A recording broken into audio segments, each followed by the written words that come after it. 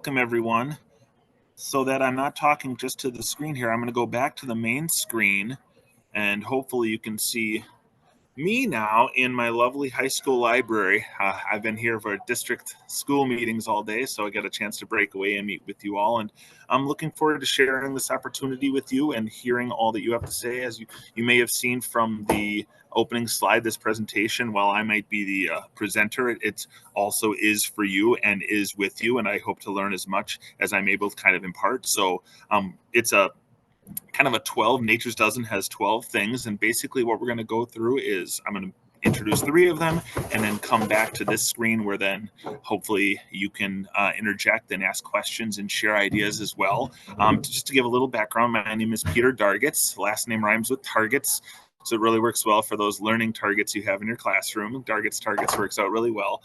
I teach at a elementary school. I teach kindergarten just outside of Milwaukee, Wisconsin, and I started an outdoor classroom about 10 years ago now. We're entering our 10th anniversary, and I could go into a whole presentation on why I did that and the reasons and the needs for it, but more focusing today on how you can do that to your classroom or inspire those around you. Because the reason I created this specific document and this presentation is because of the stakeholders that I was struggling with. And when it came to having an outdoor classroom and the nature infused philosophy and play-based room, both indoor and outdoor, parents had no issues with it. They had questions, but once those questions were answered, they were okay.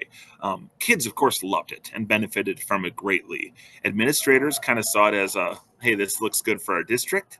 This looks good for our school. We'll go with this. This is a cool opportunity. Community stakeholders looked like, oh, how can we help? How can we be a part of this? They were all big for it. All for it. Really enjoyed it. But the biggest hurdle I've had so far is working with, you guessed it, other teachers. Having other educators join me in the process of taking kids outside has been probably the biggest struggle. Whether for whatever reasons it might be, whether it's because they feel they are losing some control, whether they feel like they don't have the time, whether just they lack the confidence in their skills to change settings, moving teachers to kind of change and adapt their understanding of what an outdoor classroom is and what it can become and how it can add to their classroom, not be a different thing, but just be a better thing to what they're already doing. That's been my biggest hurdle. And I hope in today's presentation, Nature's Dozen, I hope you get a little tidbit of information of, hey, I do that already, or hey, oh, I should try that, or hey, this is what my friend down the hall, this is what they need to just dabble and get their toes in the water before they're diving into the deep end, just like I am, and hopefully some of you are as well. So without further ado, we're going to get into Nature's Dozen. Like I said, I'll do a couple at a time, then I'll come back to this screen where hopefully you feel confident and enjoyable to be a part of the presentation by telling us about yourself, telling us maybe something that you connect to, something you have a question on, and then we'll go back to doing 3 at a time, and we'll enjoy our hour together. And I look forward to, like I said, learning from you as well. So with that being said, I'm going to share my screen and go back to the main presentation. And again, this is Nature's Dozen. Now, it's not quite a 12-step program. It's not sequential. It's more of these are some things you can do. And in my understanding and my belief, these are things that can be done in pretty much any setting across any grade level. I feel that often, even though this is on, Natural Start Alliance, which is more focused on the early childhood learners, I do feel that nature-based, nature-infused education, environmental ed almost overall often gets intertwined with early childhood. And once you get more into those meteor years of academics, as they say, these concepts sort of dwindle and almost go away in many cases. And this was something where I saw even in my own school that we set up this outdoor classroom. I spent lots of time and energy giving resources, creating the space for my community. And it seemed like the younger classrooms were the only ones taking advantage of it. And I really wanted to inspire and inform all classrooms that, hey, there's benefits for everyone. So our first step is the smallest step, but I think it's often the most important step, is to start small. And over the picture that you see is one of my first classes and one of my first hikes. It actually was the first hike on the first day of school with one of my classes, and I picked out this picture because if you look at the girl that's in the front, she had a bee or a fly or something, and this I caught this photo right before a mini freakout session because she was absolutely terrified of being outside and being kind of in the unknown with, you know, things that fly and things that could annoy her. And I had to work with her with that. I had to help her understand that, yep, there are going to be some challenges to be outside. There are going to be some things you encounter that you might be able to avoid inside, but that's not how we can be our best selves, is by avoiding any things that we don't like, avoiding things that make us uncomfortable. So working on risk taking, I think, is a really important part. And for some teachers, taking risks is something we impart on our students all the time, but we often don't do in our own profession. And when it comes to starting small, I encourage one of the easiest things to do is just to go outside. Just do something that you would normally do inside. Just start with it outside.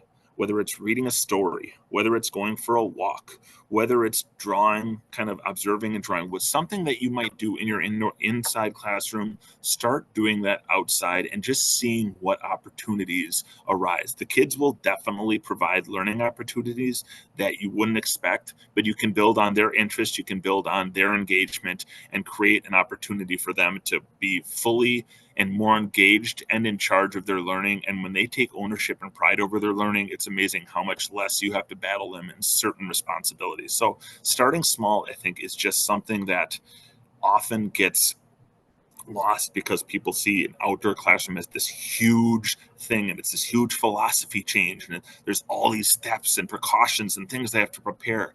And yes, there's a lot of work behind these things, but it's also a huge amount of benefits if you're willing to take that step, and sometimes that step is a really small one. Another thing that connects to starting small is simply changing your location and not the expectations. So just changing where you do things. And my little quote there is, you don't have to recreate the wheel, just alter the direction it takes you. Just, if you're going to read a story, instead of reading a story at the carpet, just go outside, find a tree, find a patch of grass if possible. Just change the location, simple things. And you'll be amazed at how that can add added benefits to the experience that you have with your learners. You'll find joy in lots of these opportunities that you wouldn't expect, and the kids will kind of start wanting more, and their desire kind of will hopefully drive you into trying new things and taking those risks. And when they see you doing those things, naturally they want to do those things as well. So changing the location of what you're doing is a wonderful and easy way to alter your indoor based classroom into more of an outdoor experiences. But with that, like we said, we don't want to change expectations.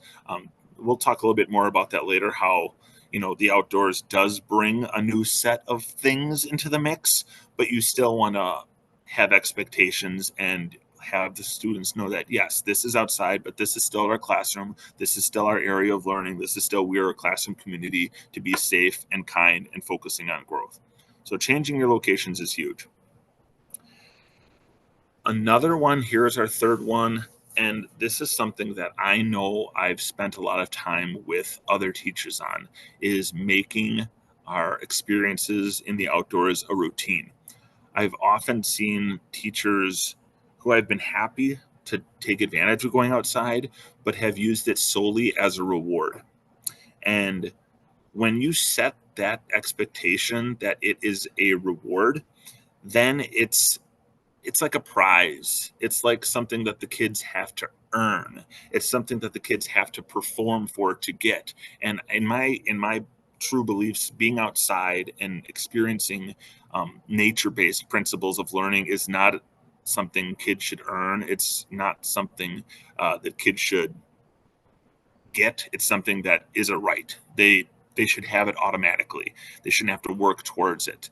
I've also seen when you treat it as a reward and you kind of get to expect when it kind of becomes more of like a party, a celebration atmosphere. And while there's fun and enjoyment to have an outside time, if it's seen as more of a, a celebration, a let loose, then maybe the kids might act a little outside of their expectations that they would in an indoor setting, and problems are created that then kind of deepen a teacher's uncomfortability with going outside, because every time I go outside, the kids act up, they act crazy, things happen, they just don't follow the rules, they don't listen, they're doing unsafe choices. Well, yeah, they will do that if they don't have direction, if they don't have an understanding that this is the classroom, not just a, a place to celebrate and play. It's a place of learning as well. So again, going along with the first two steps, which again, they don't have to go in order, but these first three do kind of connect really well together. If you start small, if you just kind of make it a habit of what you do and do a simple exchanges from an indoor to an outdoor activity, it becomes a routine, becomes the expectations are set, and the kids have a better understanding that, hey, this is an extension of my classroom, not a completely different atmosphere where everything is changed. So with that being said, those are the first three of the Nature's Dozen, and I am going back to our Zoom screen to see if we have any conversation. Does anyone have any comments, questions, ideas about kind of those first three of starting small, changing the locations, or making a routine that you'd like to kind of expound on or ask about? We'll give you a couple seconds here to put something in the chat or kind of turn on your microphone and introduce to us what your question or comment may be. Otherwise, I will trek on forward. Looks like Megan has a lovely chat comment that nature is an extension of our classroom. And that's something I try to instill on so many of my teacher friends, that it doesn't have to be something different. It is different, but it doesn't have to be presented as different. It's just a part of what you do.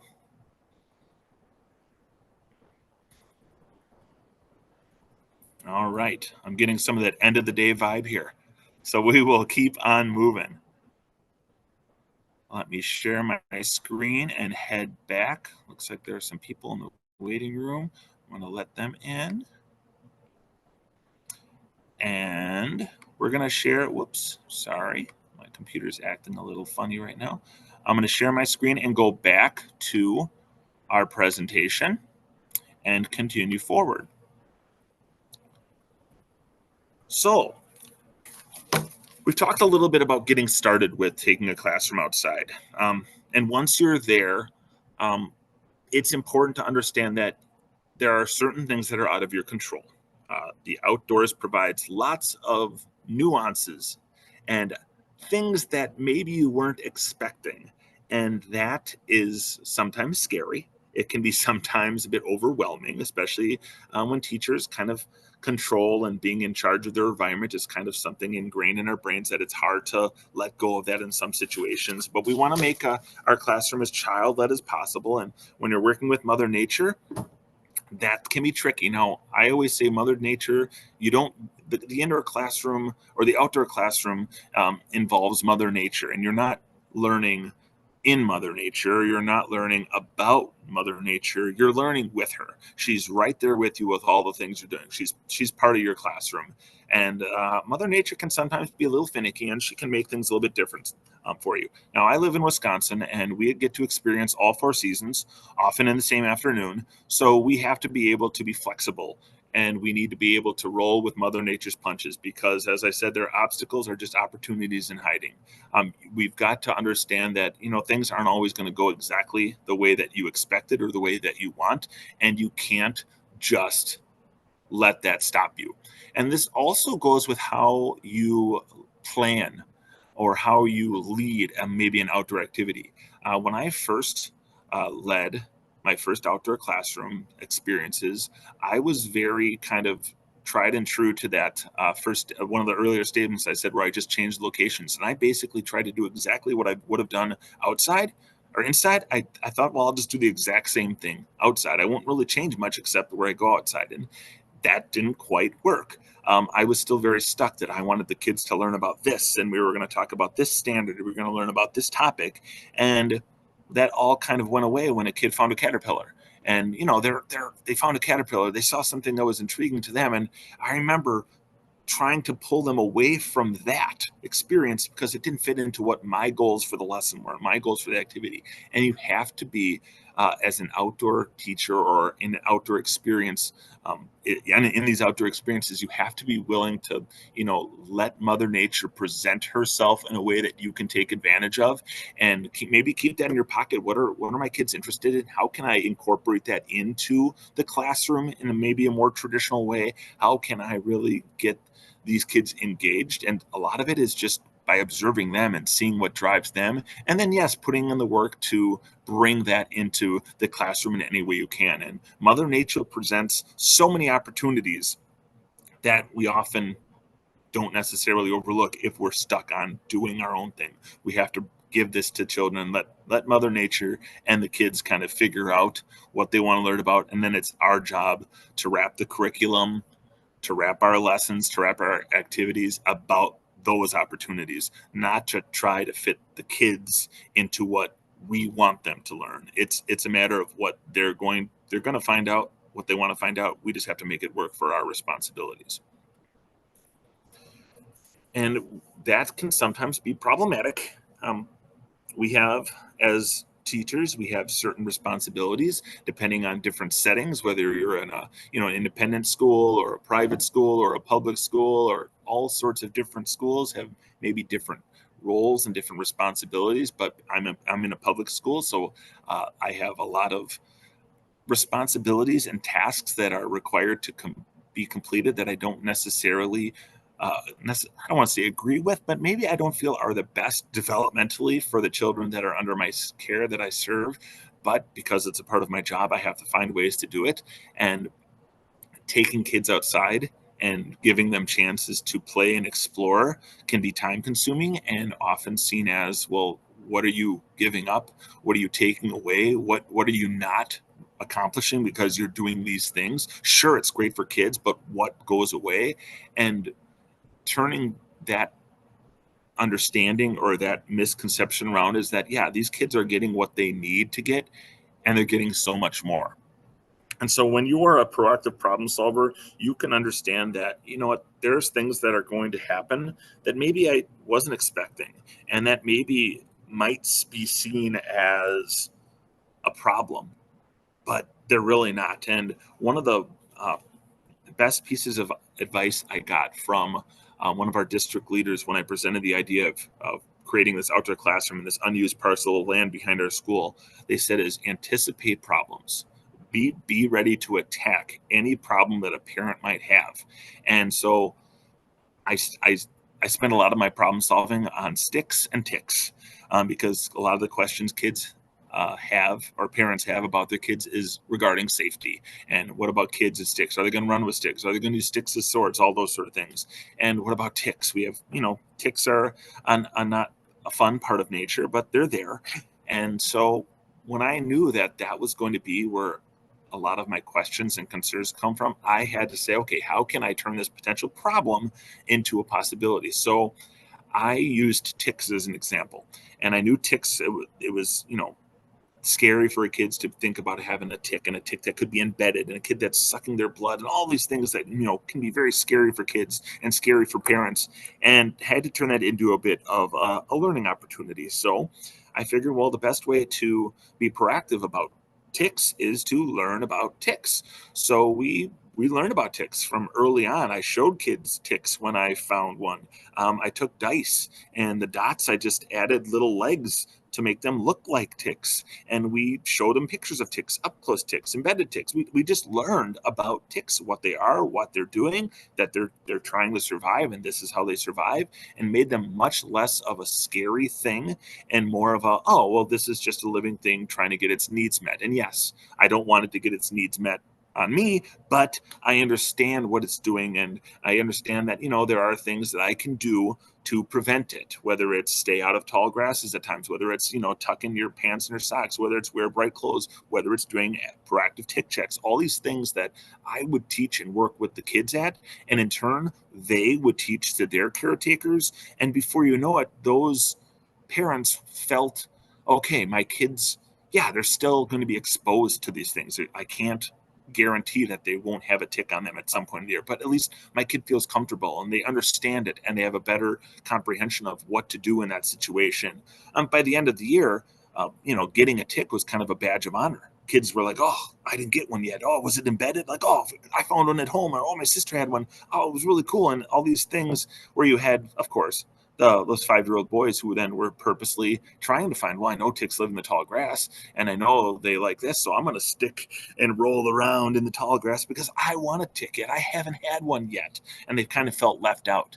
But it completely changed how they felt about it because I, as a teacher, changed the way I introduced that. And there's a lot of opportunities for those potential problems that can be turned into possibilities of learning and learning that, this is part of our environment. And while it might not be the best part of our environment, it might be not be something we necessarily like and enjoy. It's there. And how can we use this information to help our classroom be the best place it can be? So you get the kids getting comfortable. It helps smooth over any parent issues or concerns very, very quickly. And that's something that I think you really, really have to keep in mind. No matter what your setting is, you have to understand, well, okay, what are some potential questions, problems, concerns I'm going to have?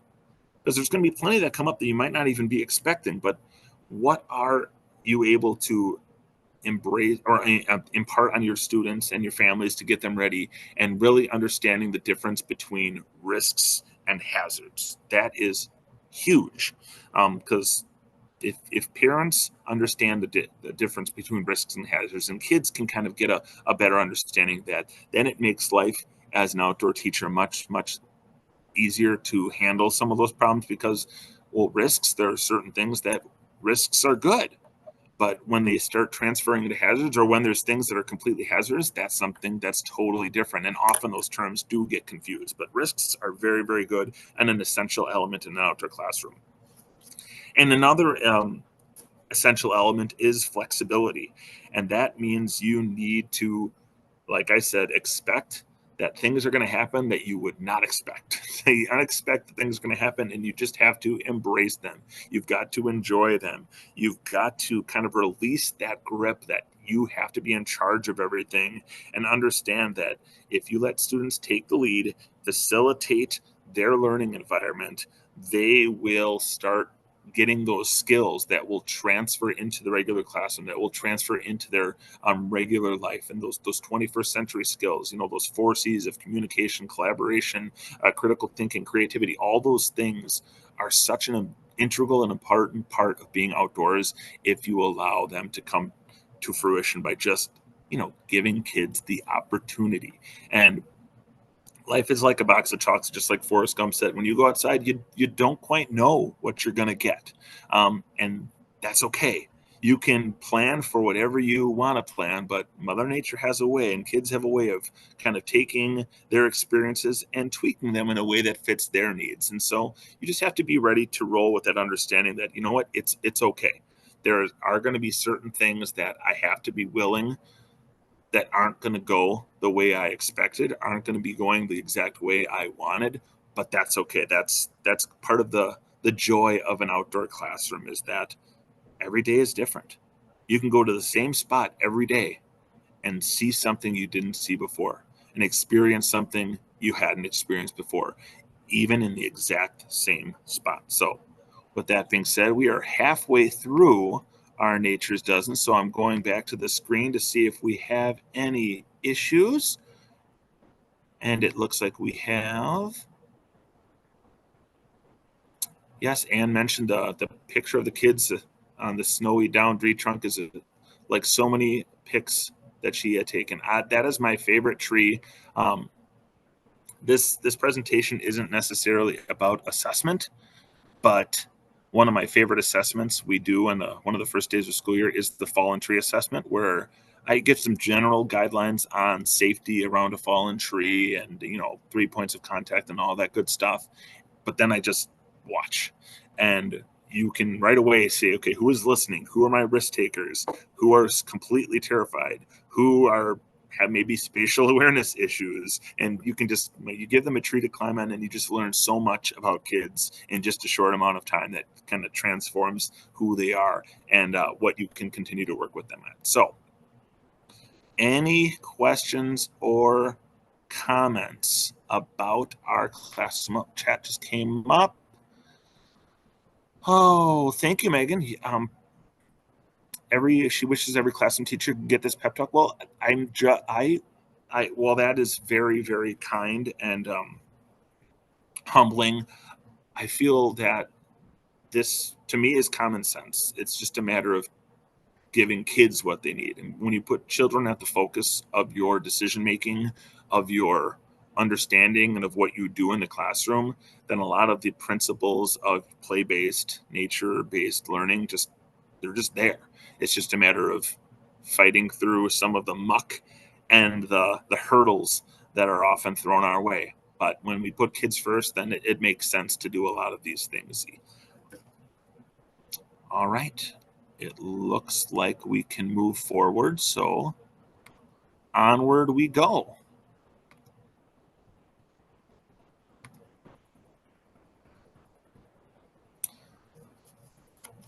Now, I have worked with a number of teachers, and I've had a number of teachers come visit my classroom, and they are just in awe and inspired, not by me necessarily, but by the fact that we have a very large parcel of land behind our classroom. I believe it's about 5 acres or so. And it was degraded agricultural land that was just kind of a brome grass with some scattered trees.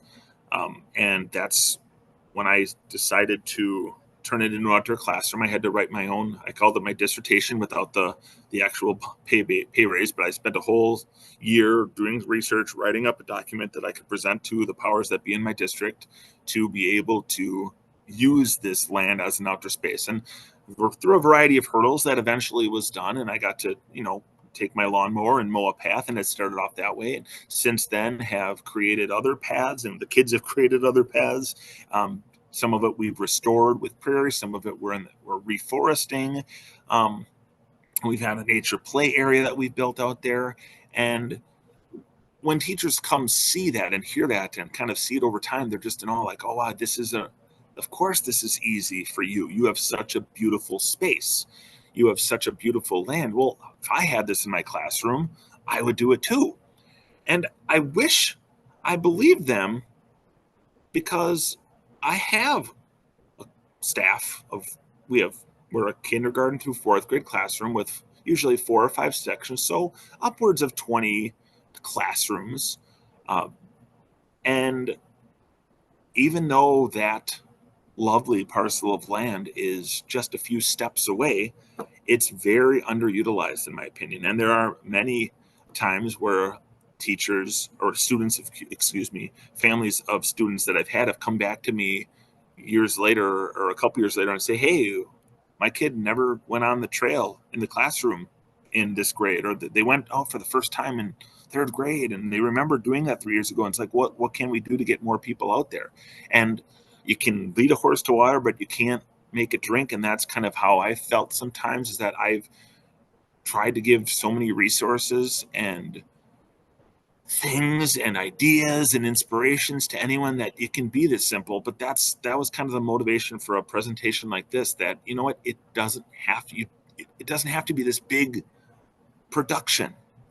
But so far, the first 6 or so have talked about what you do when you go outside, and I've neglected to, I guess, fully understand that there are going to be some teachers that no matter what I say, do, show, talk about, they're not going to go outside. They're just not, for whatever reason. And that's their choice. I can't fault them on their choice. Is their choice. But I do think that it doesn't mean that they still can't take inspiration and ideas. So that's where the idea of bringing nature inside is something. Setting up, an exploration station or a little nature center that we have in my room. You'll be amazed if you would just spend time in my classroom, how many times kids will come to me and say, hey, here's a feather, here's a bone. I've had kids bring me animals that they've caught, both live and dead. So we've had to have conversations that, oh, yeah, that's a great dead squirrel that you have, but did your mom know you put it in your backpack? It's things like that where again, you expect and embrace the unexpected. But the fact is that these kids are motivated and they're inspired and they like to learn and ask questions and are curious and insightful and inquisitive. So even if it's just you bring in stuff and just have it there. I have a nature center where I have all sorts of things I've collected, things people have gotten for me, things that I've collected from. I usually do a once a year all call on social media, Facebook, or I'll reach out to local taxidermists in our area and say, hey, do you have any stuff? And there are, and I'll go to thrift stores and just find random pieces of nature that I can bring in my classroom that are just, conversation starters. And I'll switch them out throughout the year, and different things will be really motivating for kids. In different years, they'll want different things that they want to go find. And it's just amazing how just having those things in your classroom can start bringing out different ideas and different kind of personalities in your kids that maybe you hadn't seen because you didn't offer that opportunity. Now, I don't think you can um, replicate.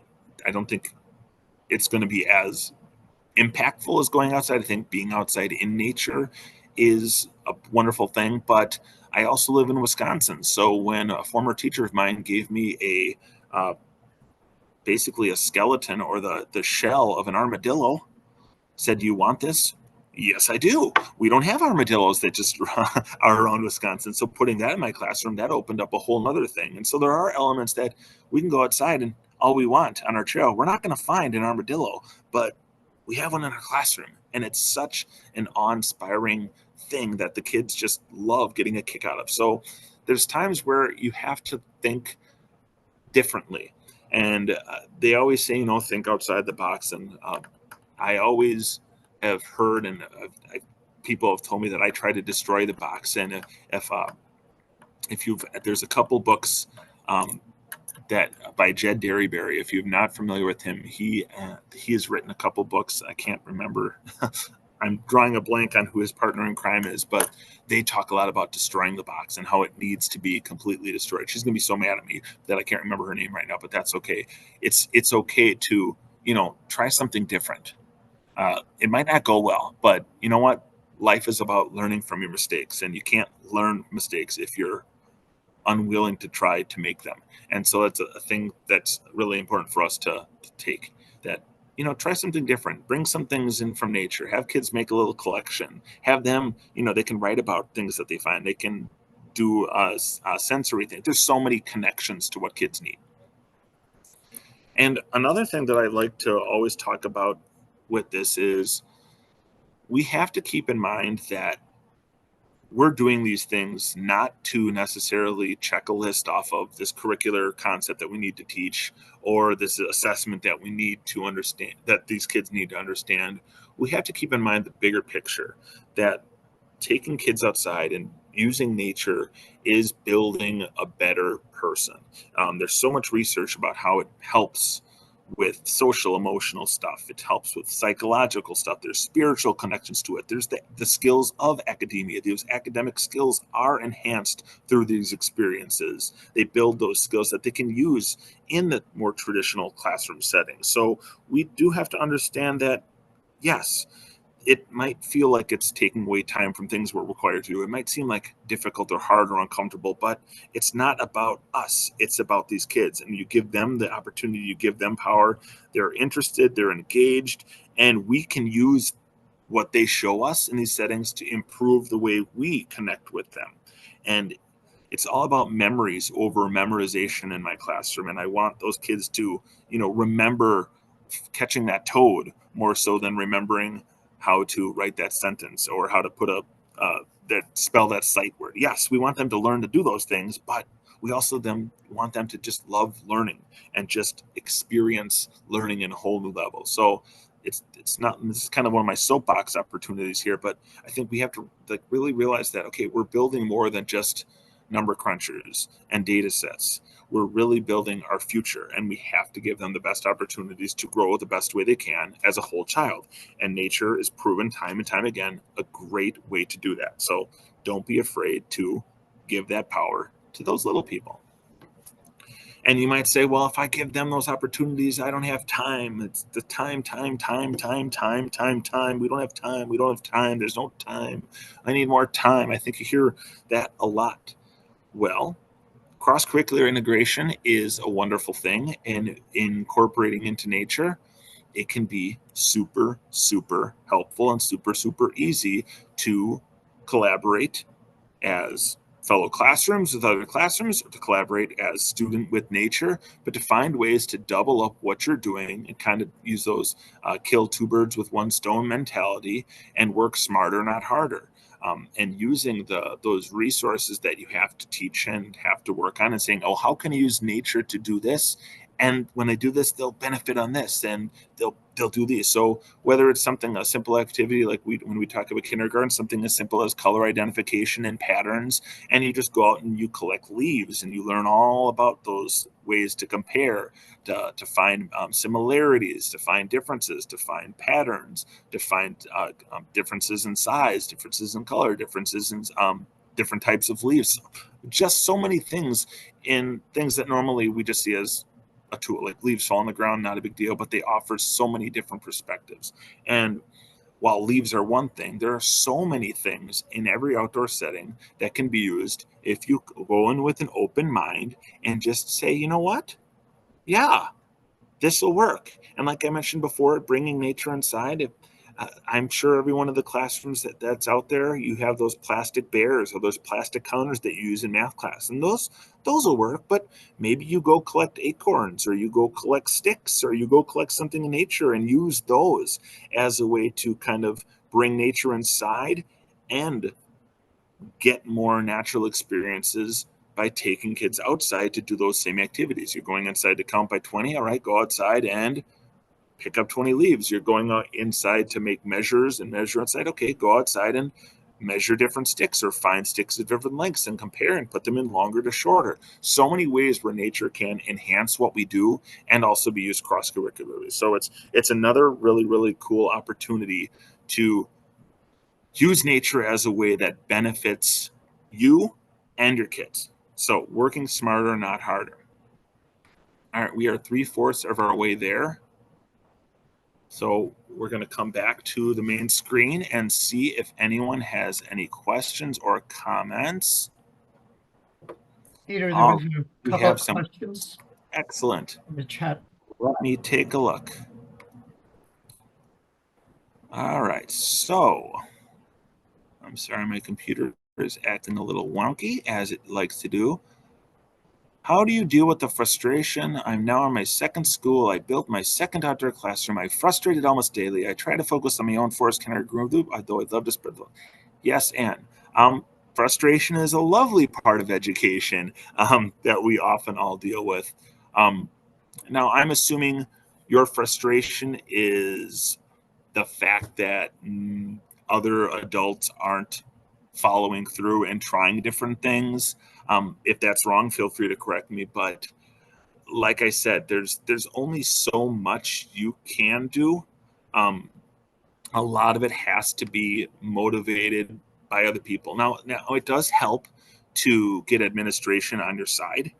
Um, I had the principal at the time that I started my outdoor classroom. He was very inspired by what I was doing, and I had at that point built a kindergarten classroom collaboration. So it was our 5 kindergartens, 4 or 5 kindergartens, depending on the year. But we would do a whole on grade-wide collaboration with the local nature center, where we went there once a month, or they came here. We kind of flip-flopped, and we had 8 visits throughout the year, and we did that as a kindergarten year, and that was a really inspiring thing. And so he was able to inspire me to talk to our home and school and get some grant money and get approved so that every classroom in the school would be able to have to some level that same collaboration. So for a whole couple years, we built a collaboration where kids went to this nature center either 4 times, 2 times, or once a year, and the nature center staff either came to us 4 times. So all grade levels got this opportunity, and it built for a couple years, and it was fully funded by our home and school. And because administration was on board, he said, no, this isn't like you can opt in. This is part of our identity now. This is what we're doing. And I'm sure there were some teachers, I know of some, that were not very happy with the fact that this was kind of mandated, that they had to do this thing. But going into it, hopefully they were softened by the fact that, you know what, this is an opportunity for you to learn and grow just like you expect your kids to learn and grow. But that's a special case where we were able to get funding and administrative support. And I know that's not always the case, and that can be incredibly frustrating. But ultimately, like I said, you can do whatever you can to get everyone out there, and they just might not do it. What you have to do is, like you said, focus on your own. You can only focus truly on what your kids do. And I guess my area that I've seen that's been helpful is having parent advocacy. When parents, at least my district parents, have a lot of power.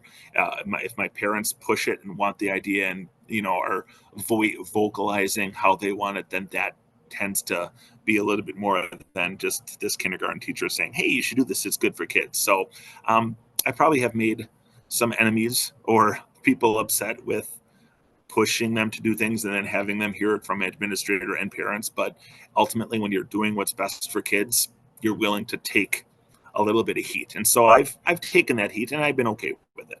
So hopefully stick in there, keep going.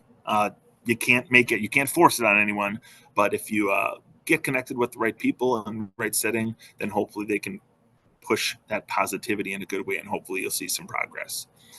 Melissa also asks, how do you show that you are meeting the educational standards required to people that don't understand play-based learning and nature-based learning? Yes, there is this misconception that kids go outside and they just play. And oftentimes, yes, I do take my kids outside, go play, but they're learning while they play. And I don't feel bad. And I shouldn't say that. I did feel bad at the beginning, because I was worried about, like, what are other teachers going to say, or what are the parents going to think, or, oh, what am I going to be looked at? And even now, I consider my classroom's the loud classroom. It's often the dirty classroom, but my kids get a chance to learn how to clean, how to organize, and we're going to be loud and messy, and that's learning. But when we go outside, there are certain things that I have created in a public school. At the end here, I'll show you my my website that I have, and there's some resources on there, things that I've used. I created this play profile. It's a 2-page document that you can easily adapt. It's observational. I take notes while kids are playing, both indoor and outdoor, and it's connected right to NACE standards. It's connected right to my specific report card descriptors and indicators, but it can easily be adapted to yours. And I can write down, hey, the kid counted this when we were playing in the trees, or was using leaves to do this, and how just showing parents that, you know what, they are learning doing that. But I think the best indicator of learning comes from the kids. When the kids learn things and share it with their parents, share it with their older siblings, and the parents see that, that's helpful. Like every year we participate in a garlic mustard pull-a-thon. Garlic mustard, for those of you who don't know, it's an invasive species that is attacking woodland areas, and it takes over the forest growth. And not only does it not allow native plants to grow, it creates a chemical that really makes it hard for those plants to grow years down the line because of the damage that it does. And I teach the kids about it. We learn about invasive species and why they're bad and how we can help. And we're in this competition, this garlic mustard pull-a-thon put on, and the kids get into it and they see it, they can identify it, they pull it out, they do all these things. But more importantly, they teach their kids. And how many emails I get every year, and from current students and from past students, said, "Help, my kid spent 2 hours on the trail pulling mustard, garlic mustard, or was at my grandma's house pulling garlic mustard, or was identifying other plants while we're going on walks, or identifying things on the side of the road." The kids see these opportunities and they learn and they teach others. And so that's how it's an organic thing that you can't necessarily document all these things and show them in a more traditional way, but trust me, it's there, and it's something that kids can really do. And look, I get frustrated very much when I hear that that people just I've heard people say, well, that's if you want to be in the room that where all they do is play, go to Peter's classroom. And part of me is just like, I'm proud of that statement, but I'm also like, I don't want to say upset, but it's like I feel like so frustrated that that's seen as a negative. That's seen as a negative. I'm actually in my high school library right now because we were just working as an early childhood committee that was just recently formed. Today was our initial meeting, and today was focusing on like how do we do play? Like how does it work? Like how do we fit it into our schedule? What are resources? What do we need? What are schedule? How can we teach everyone that this is what kids need? So it's it's definitely a labor of love to engage in a lot of the things that I'm talking about today. But like I said, if the focus is on the kids, then a lot of this frustration goes away. You can only control what you can control, and other people will hopefully see it. But kids are going to be your best uh, promoters. They're going to be your walking advertisement of advertisements about why this approach is beneficial for them, and you can only hope that people like what they see and want to dabble into it as best they can. But like I said, it's you've got to focus on what works for you in your setting and what's helpful for your families, your kids, and every year is going to be different. There is no this year we're doing this every year as it should be. If it's child led, you get opportunities to learn, grow, and make mistakes every year. And that's, that's the joy of being a teacher. Every day is a different day. All right. Well, we are into our final 10 minutes, and I do want to make sure that I go back and help us finish off. So I'm going to go back to our slides and finish off our final three and then finish off. So we've talked about this kind of throughout that one of the huge steps is you have to be okay with being silly, being okay with being incorrect, being okay with being confused, being okay with being flexible, but not being afraid to be wrong. Um, Kids, I've been teaching now, this will be my 19th year, and it seems like every year it it's exacerbated. It gets worse that kids are so hung up on making mistakes. Kids are so hung up on doing something that they feel is going to be disappointing their teacher or causing them to do more work, and they just have to get it right the first time. They have to be better than the person next to them. They have to get it right. They can't make an error. They don't know what to do when they don't know what to do. And I am very good at making mistakes. My wife points them out to me all the time. But seriously, we're all learners here. No one knows everything. Um, and I joke that I am not a nature expert at all. I learn more every day. I try to learn more. I try to dig deep. But when kids will sometimes ask, "What is that plant?" or "What is that?" and I'll be like, "I don't know." And I'm not just saying that so that we can research together. There's often times where I just don't know, and that's okay.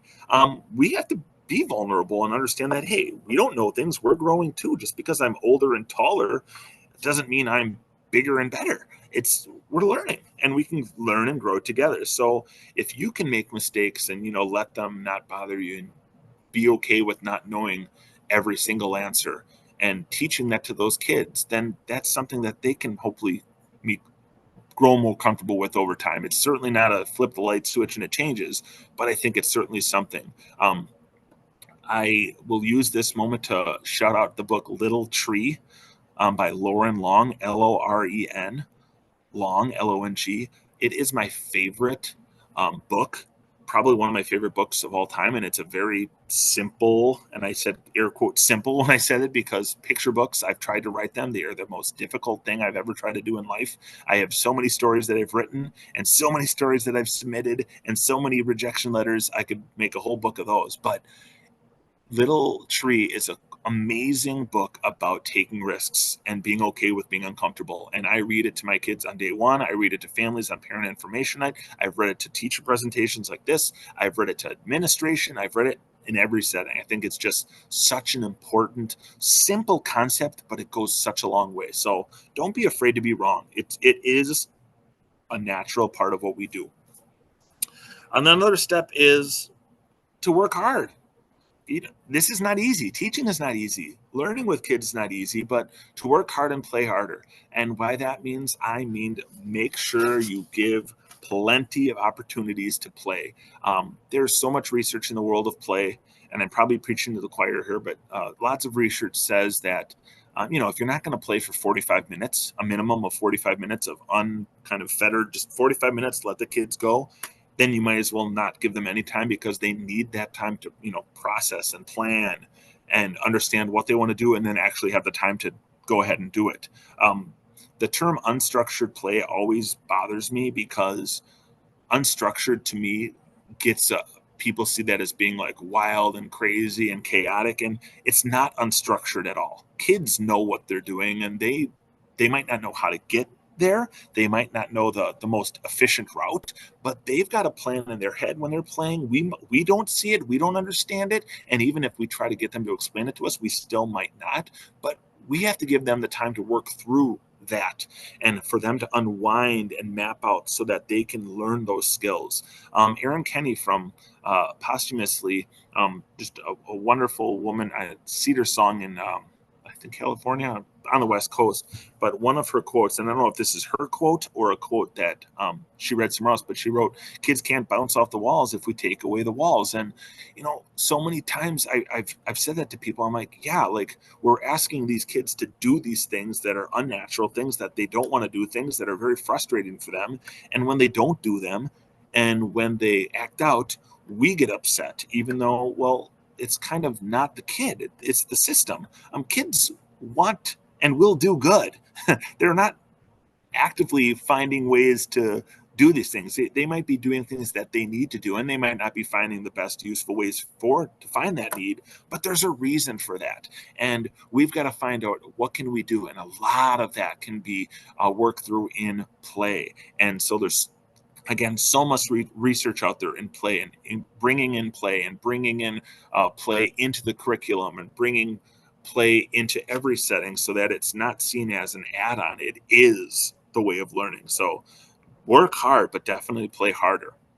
And our last step here is just, it seems easy enough, but I think one of the things that education has lost is that we are not working with little businessmen and businesswomen. We are not working at the next set of workers, even though ultimately we're setting the generation up to lead our country and lead our world moving forward. We've got to give kids the opportunity, time, and space to be kids. We've got to let them play in the mud. We've got to let them play with water. We've got to let them try new things and make messes. And the dirt doesn't hurt. Water will dry. There's all these things that we try to set or get rid of, eliminate problems, because we think it's going to be a problem. We set ourselves up for these things, saying like, oh, I can't do that. Look at what could happen. You're right, that could happen, but look at what we're missing too. And is it really worth taking away all these opportunities that are really giving a kid their own opportunities to show their true personalities? Before we finish off, I'll leave you with my one kind of inspirational story that started off my outdoor classroom. When I first started teaching kindergarten, I taught the way that I saw it being taught. So I had a very structured room, tables and chairs and very bright colors and lots of academia posters and activity. And that very, not a kindergarten room from when I grew up. There wasn't a lot of toys or blocks or, imaginary stuff. It was all just school stuff.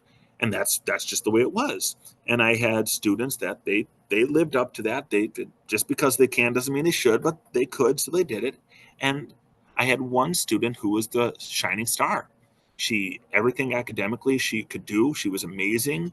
She knocked everything out of the park. I joke that I stunted her academic growth by being in my classroom. She probably learned less because I slowed her down, but she was amazing. And in fact, she got the highest scores on some of her assessments.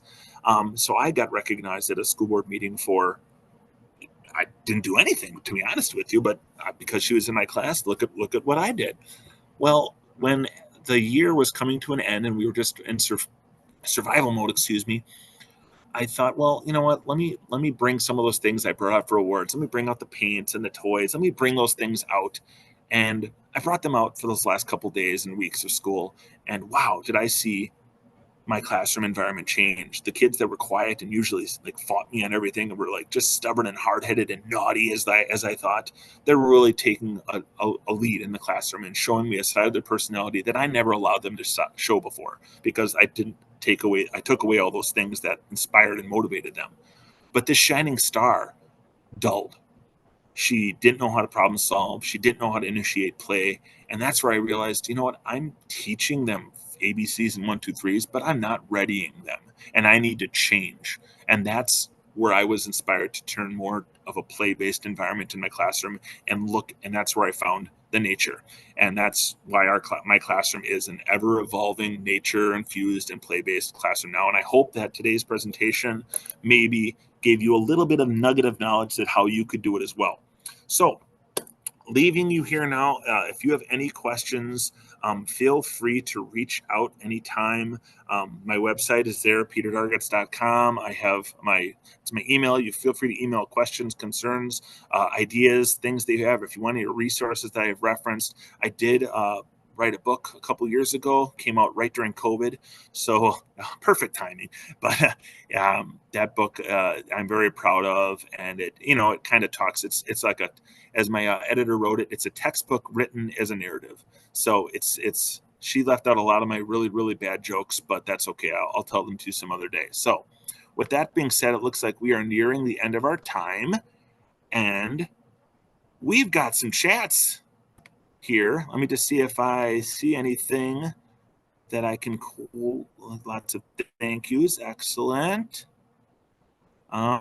Being wrong. So I don't see necessarily any questions, but if they ever do, you guys have my contact information. Feel free to reach out anytime.